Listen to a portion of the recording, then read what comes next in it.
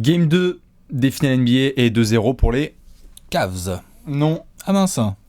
J'ai raté quelque chose ? Ouais. 2-0 pour les Warriors. Ah oui, c'est vrai que KD, il a pris son ami LeBron James à la gorge, là, tu vois. Bim. Je pensais que ce serait plutôt LeBron qui allait faire la misère, et puis là, finalement, non, sur les 2 premiers matchs, c'est quand même assez hardcore. Tu vois, c'est comme ça, quoi. Voilà. D'accord, bon, je vais te En même laisser temps, faire. LeBron, on va y revenir. On va y revenir, mais tout à fait. sur ce Game 2, en tout cas, c'est pas le premier à qui on va pouvoir faire des reproches. Tout à fait. Mais comme d'habitude, Alex, tu le sais, on s'installe et on vous fait bien évidemment la bise à ceux qui ont passé un bon week-end. Voilà, on enlève KD et LeBron en espérant que vous avez passé un bon week-end et que vous allez pouvoir kiffer. D'ailleurs, pour ceux qui ne le savent pas, il y a une petite surprise ce soir, notamment. Il suffit de regarder dans la description. Elle est quand même bien mouse. Elle est quand même assez fat, on vous laisse regarder dans la description. Nous, pendant ce temps-là, on va enchaîner avec le match et donc avec ce Game 2 remporté ce dimanche. Premier match, bon, on n'a pas fait d'apéro bien évidemment, mais là, juste on en profite maintenant qu'il y a 2-0. On a fait un free flow vendredi. Ouais, voilà. On a fait un Facebook live hier à 1h du mat. Tout à fait. On en a parlé. Pas mal. Ouais, voilà. Et là, donc 2-0 avec cette fois un énorme score parce que, bon, certes, il gagne de 20 points au premier match, mais là, il y a carrément 132 à 113, quoi. Là, c'est vraiment une orgie offensive. Il y a une orgie offensive qui est folle. Putain, 132 points. Alors que t'avais dit que t'allais jouer plus intense, les Cavs. Je suis désolé, tu peux pas. Ils ont dit, les Cavs, on s'en souvient, ça n'a pas arrêté de débattre pendant tout le week-end sur le fait que les Cavs allaient devoir jouer plus physique, qu'ils allaient sortir les battes de baseball, que ça allait être Def Jam Fight for New York, et finalement, les mecs qui sont arrivés, c'était Animal Farm. C'est la question de savoir, est-ce qu'ils en ont les moyens ? Moi, oui. Je crois qu'ils en ont les moyens. Ouais, tu peux. Sur 48 minutes, tu peux sortir les coudes un peu.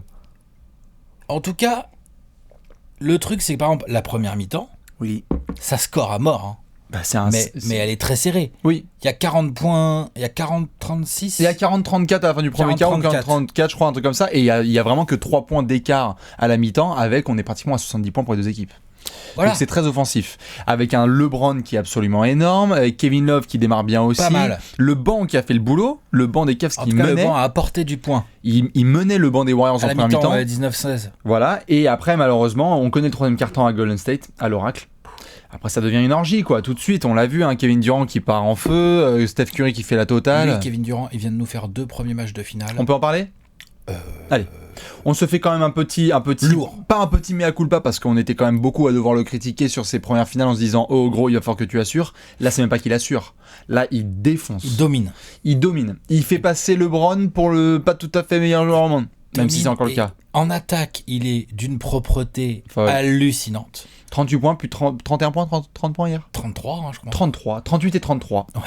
Et au rebond est très présent et en défense. Et en défense, c'est ça qui est fou avec Kelly, c'est que l'investissement qu'il a défensivement, impressionnant là. Il est impressionnant. Il fait 5 contres et 3 interceptions sur le game 2, mais au-delà de ça, l'investissement même sur des fois il y a des passages en force sur LeBron. Ce qui est impressionnant, c'est au poste 3, il peut quand même défendre de manière honorable sur LeBron. Tout à fait. Au poste 4, je veux dire, s'il est sur du Kevin Love ou du Channing Frye ou ce que tu veux. Il est assez mobile, il est assez long. Il n'y a pas vraiment de soucis. Bien sûr. Et s'il se retrouve en poste carrément de pivot, protection d'arceau, c'est un small ball, il protège l'arceau et il se bat grave au rebond. Il se bat grave. Et derrière, il met le rythme et c'est ce qui fait que ça a créé ces séquences offensives qui sont énormes pour Golden State. Quand c'est Kevin Durant qui récupère un rebond et qui remonte la balle, tout va plus vite. Tout va plus vite. Donc malheureusement pour les Cavs, on a eu un peu un modèle assez similaire du moins dans la physionomie de match, c'est-à-dire entre les deux matchs. Première mi-temps, ça allait. Et puis dans la deuxième, tu exploses. Parce que pour plusieurs raisons. Steph Curry a vraiment... Ça fait 2 fois là qu'en deuxième mi-temps, il explose. Et là, tout de suite, ça devient n'importe quoi. C'est-à-dire que l'Oracle devient... C'est une marmite. Tu peux rien faire. Tu te prends un run. Non mais voilà, parce que là, on était sur Kevin Durant. Ouais. Qui est le joueur le plus... Qui pour le moment est MVP des finales. Je pense que là-dessus, on peut le dire. Le plus dominant, l'espèce de métronome et tout. Par contre... Steph Curry est phénoménal. Dans l'attitude de Durant est parfaite. Mais je te parle en termes d'énergizer et tout, parce que je trouve Draymond un peu en dedans là. Problème de faute. Ce qui est aussi dingue que ça puisse paraître à dire. Gros problème de faute. Les Warriors sont en train de défoncer Cleveland avec un Draymond. Oui, avec un Draymond qui est là, mais il est pas. Il est là, mais comme on le dit, pas ouf quoi. Voilà, comme on l'a vu, il a eu beaucoup de pépins, notamment dans sa gestion des fautes, parce que Kevin Love fait un très très bon début de série et donc du coup dans l'agressivité, il fait un bon début de série, donc du coup Draymond est un petit peu dans la difficulté. Oui, puis on voit bien que la match-up pour défendre Kevin Love, c'est quand même pas ce qu'il préfère.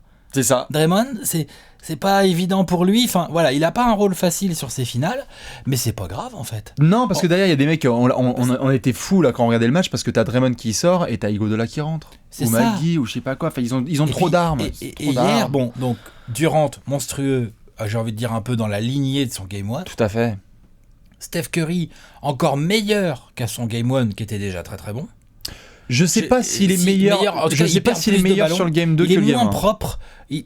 Quand même. Je préfère son Game 1. Perso, je préfère son Game 1. Putain, tir bon, on se passe. Oui, bien sûr. Il a participé. Mais sa première mi-temps est vraiment moyenne. En fait, sa première mi-temps, elle est moyenne en termes de déchets. Il y en a un paquet, quoi. Il perd trop de ballons, mais sinon. Et il prend des shoots des fois qui sont. Oui, mais il va vachement sur la ligne, il complète toujours et tout. Ouais. C'est quand même intéressant. Attends, il finit en triple-double en finale NBA, quand même, le garçon, quoi. C'est quand même, mais je dis pas qu'il fait un match de merde, attention, qu'on me fasse pas dire ce que j'ai pas dit, mais je trouve juste que son Game 1 est meilleur. D'accord, ok, plus propre. Mais je te laisse continuer. Et en plus de ça, sur ce Game 2, on a Klay Thompson, quoi. Et Klay Thompson qui trouve un peu la mire, quoi. Salut Klay. Ouais. Ça faisait longtemps. Et là, c'est injouable. Et là, tu peux rien faire parce que donc tu as Curry, KD et Klay qui sont en train de scorer. La défense est toujours là parce que même si bien évidemment, on le sait, certains vont le mentionner, Golden State en prend pratiquement 70 en première mi-temps et 113 sur le match. Avec le rythme offensif qu'a Golden State, c'est un bon match défensif.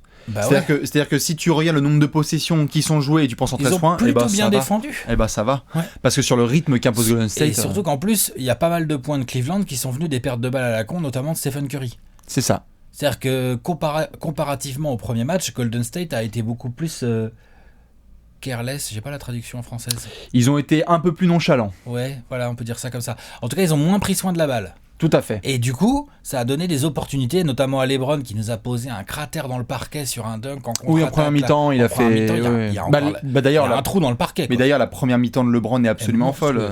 Mais donc, pour revenir notamment sur les grosses infos aussi sur ce Game 2, pour ceux qui l'ont vu, il y avait Steve Kerr qui était de retour. Ça aussi, on doit en parler parce que, mine de rien, c'était son premier match en tant que coach depuis le premier tour contre Portland. Donc standing ovation, etc. Ça fait plaisir de revoir Steve Kerr. Je pense qu'en plus pour les joueurs mentalement c'est important. C'est important et puis pour lui aussi il l'a mentionné, tu vois, quand tu fais partie d'un mouvement aussi historique, tu vois ce qui se passe, ils sont à 13-0 maintenant 14 et tu te dis en tant que coach t'as envie de participer à ça, même si tu te tords de douleur, t'as envie. Et il était le premier à être content en conférence de presse à dire voilà j'ai participé à la teuf. Ça avait l'air d'aller. Et ça avait l'air d'aller. Il avait pas trop l'air de souffrir comme il souffrait contre Portland, ça se voyait. Tout à fait. Il avait mal, tu vois. Donc là, c'est cool à voir. Steve Kerr qui va essayer de finir la série. Maintenant, tout le monde va aller donc à Cleveland. Là, on est à 2-0. Bien évidemment, on va faire aussi, petit spoiler, petit trailer, on fera aussi une vidéo spéciale vraiment sur les Cavs, voir ce qu'ils vont pouvoir faire pour essayer d'éviter... Sur Kyrie Irving, tu veux dire ? On va en parler d'abord des Cavs, mais on va en faire une vidéo complète sur les Cavs, mais tu peux parler là de Kyrie Irving parce que sur le Game 2, Kyrie Irving, ça va pas du tout. Ça va pas. Dans les notes, là, on a fait le positif, maintenant dans le négatif, Kyrie Irving, ça va pas. Si je devais être salaud, je vais l'être tout de suite, mais ça sera juste attention, vite fait. Parce qu'il y a elle est pour lui, cette défaite, en partie. Pas que pour lui, mais il peut être un facteur déclencheur. C'est-à-dire que dans le troisième quart, quand ça commence à prendre l'eau, quand le match énorme de LeBron ne suffit plus, tu as besoin d'un Kyrie Irving qui fait autre chose que de prendre des pull-ups n'importe comment en ISO, tu vois, qui me fait circuler le ballon. Je lui donne un peu de responsabilité sur cette défaite, mais je lui donne pas non plus une responsabilité. Pour moi, c'est le joueur le plus responsable des Cavs, c'est la défaite là fautif dans la défaite du Game 2. C'est celui qui fait le moins son match, c'est Kyrie Irving. Bah arrête. Il y a JR quand même. Ah oui, mais c'est pas le même niveau de joueur. Ah non, mais Gérard, bien sûr, Gérard, on peut en parler. Il est dégueulasse. On adore Gérard. Mais il a pas mis 8 points, tu vois, Kyrie. Il met 19 points. Alors, il prend 23 shoots, mais il met 19 points. Ouais, c'est pas assez pour Kyrie Irving. Et puis, il y a combien de passes d'ess? Puis, il y a pas de rebond. Puis, il y a pas d'interception. Et puis, il y a pas de lancer. Vas-y, quoi. Mais Gérard, je suis d'accord avec toi. Gérard, c'est dégueulasse. Gérard Smith, malheureusement, on l'adore, mais malheureusement, Gérard, là, ça va pas du tout. Ça va pas du tout. Sur les finales, c'est un petit peu trop compliqué. Il fait des fautes idiotes. En attaque, il sert à rien. Ou presque. Il arrive pas à bien balancer entre les shoots qu'il doit prendre, les shoots qu'il doit prendre et puis surtout défensivement il a des soucis de faute parce que il fait des fautes des fois un peu stupides, c'est comme ça, c'est Gérard, c'est la life, donc malheureusement ça pénalise derrière les Cavs qui ont été obligés d'utiliser beaucoup de Iman Shumpert qui fait mine de rien son début de série. Franchement il taffe plus que Gérard, bien sûr, clairement, mais malheureusement du côté des Cavs il faut que sur les prochains matchs il y ait du Kyrie Irving et du Gérard qui se réveillent et il faut du mouvement de balle. Il faut du mouvement de balle, de toute façon on va en parler en long et en large, mais dans tous les cas n'hésitez pas à balancer tous vos avis sur ce Game 2 qui a eu donc lieu. Si je peux te mettre on the spot, Alex, juste pour une petite question et pour provoquer un peu les gens, est-ce que par hasard ce dimanche c'était le dernier match de l'année à l'Oracle Arena? Est-ce qu'on aura un sweep? Non. Allez, vas-y, Cleveland, ils vont en prendre au moins un chez eux. Par contre sur le pronostic là on est Moi, je suis un peu compliqué. Il faut que tu me sweeps là. Il faut que tu sweeps. Ouais, voilà, ça va se compliquer. Le 4 de Cavs, ça va être assez propre. Pas gagné. Bon, moi aussi, pour que les Cavs en gagnent 3, là, je vais commencer à bégayer. Je pensais pas qu'il y avait une telle différence de niveau de jeu collectif. C'est très vraiment. On parle que des performances individuelles des joueurs là. Oui. Mais il y a quand même un truc qu'il faut bien dire. À Golden State, ça partage la balle, ça fait jouer les entrants. C'est propre. Là, ils ont cherché Klay Thompson dès qu'ils ont vu qu'il était un petit peu en forme, un peu mieux, parce que depuis ils lui ont filé des ballons. Ils l'ont nourri. Entre KD et Curry, tu sens qu'il n'y a pas d'ego, de machin. Voilà, Curry est content que KD soit en forme. Durant, dès que Curry fait une grosse action avec célébration, il est à donf dans le délire. Bien sûr. Oh là là. Mission bag pour les Warriors. Cette équipe de malades, je sais qu'elle énerve beaucoup de gens. Oui, elle énerve beaucoup de gens. Il y a eu beaucoup de réactions sur Twitter et on se fait chier, gna gna gna. Non, on est en train de voir un truc historique. Continuez à envoyer des tweets bien comme il faut. Je sais que ça énerve, je sais que ça manque de suspense. Mais c'est comme ça, les énormes équipes, elles défoncent. C'est comme ça. Il faut un petit peu apprécier ce que font les Warriors. Dans tous les cas, nous, on se retrouvera bien évidemment ce soir pour le Twitch.